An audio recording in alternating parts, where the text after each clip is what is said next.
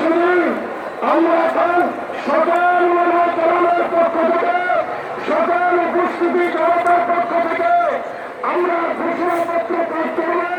যে ঘোষণার বক্তব্য আমাদের সকল সুন্নি মানবতার বক্তব্য, যেই বক্তব্য সকল পীর মাশায়েখের বক্তব্য, যেই বক্তব্য এই দেশের সাধারণ মুসলিম মানবতাবাদী মুসলমানের বক্তব্য, যেই বক্তব্য এই সারা বাংলাদেশের 18 কোটি মুসলমানের বক্তব্য।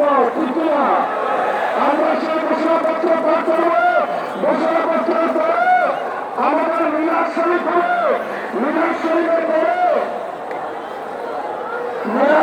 পরে আমাদের প্রোগ্রাম শেষ হয়ে সম্মানিত শুধু আমাদের আজকের অনুষ্ঠানে সংহতি সমাবেশের সম্মানিত সভাপতি যিনি ঐতিহ্যবাহী মুসলিম হেলাকাবা শরীফের সেক্টর শিল্পীর তালিকা শাহ আহমদ মুক্তাসিম আলী, তিনি আমাদের আজকের অনুষ্ঠানের সম্মানিত সভাপতি।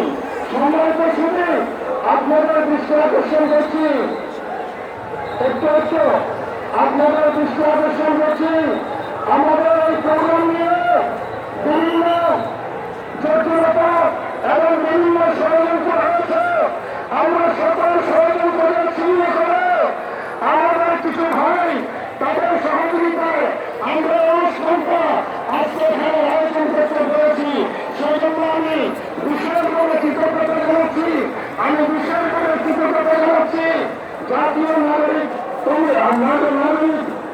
পার্টি সম্মানিত যুগ্ম আহ্বায়ক এবং আমাদের অত্যন্ত প্রিয় ভাই মোহাম্মদ হাসান, ওনারা আমাদেরকে সহযোগিতা করবেন। আরো যে সকল রাজনৈতিক সম্মানিত নেতৃত্ব আমাদেরকে সহযোগিতা করেছেন এই প্রোগ্রামের জন্য, তারা দুই কার্যক্রম নিয়ে